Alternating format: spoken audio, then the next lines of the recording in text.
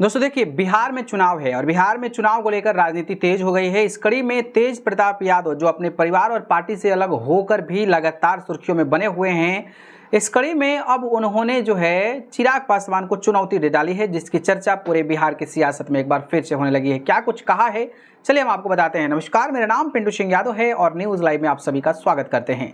जी हाँ, बात करें तो आरजेडी प्रमुख लालू प्रसाद यादव के बेटे तेज प्रताप यादव परिवार और पार्टी से निकाले जाने के बाद लगातार चर्चा में बने हुए हैं। चुनाव की तारीखों के ऐलान से पहले तेज प्रताप चुनावी तैयारियों के बीच तेज प्रताप ने विपक्षी नेताओं पर हमला तेज कर दिया है।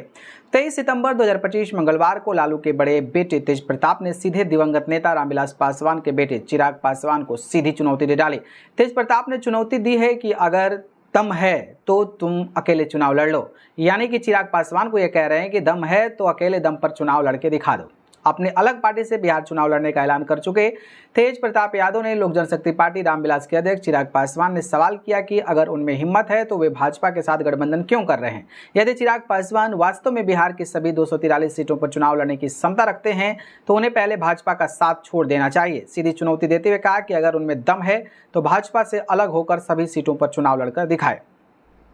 तेज प्रताप का ये बयान ऐसे समय में आया है जब एनडीए गठबंधनों में सीट बंटवारों को लेकर बातचीत अंतिम दौर में है और केंद्रीय मंत्री चिराग पासवान ने आगामी बिहार चुनाव को लेकर विपक्षी दलों पर हमला बोलते हुए कांग्रेस कार्यसमिति यानी कि सीडब्ल्यूसी की पटना बैठक को वर्चस्व की लड़ाई करार दिया। उन्होंने व्यंग कसते हुए आरजेडी और कांग्रेस को बिहार में अकेले चुनाव लड़ने की चुनौती दे डाली।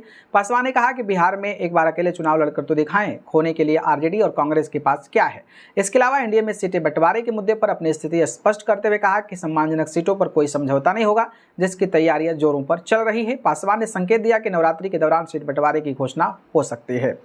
गौरतलब है कि तेज प्रताप यादव अपना राजनीतिक अभियान जनशक्ति जनता दल के नाम से चला रहे हैं और उन्होंने बिहार के छोटे दलों के साथ गठबंधन भी किया है। उनकी योजना महुआ सीट से चुनाव लड़ने की है। तेज प्रताप ने यह भी स्पष्ट किया है कि इस पेज को उनकी आईटी टीम ने तैयार किया है, जिसका मुख्य उद्देश्य जनता से सीधे जुड़ना है। नया मंच उनके और समर्थकों के बीच सीधा संवाद स्थापित करने में मदद करेगा। बाकी जिस तरीके से तेज प्रताप यादव ने चुनौती दी है उस पर आपकी राय क्या है, बताइएगा। धन्यवाद।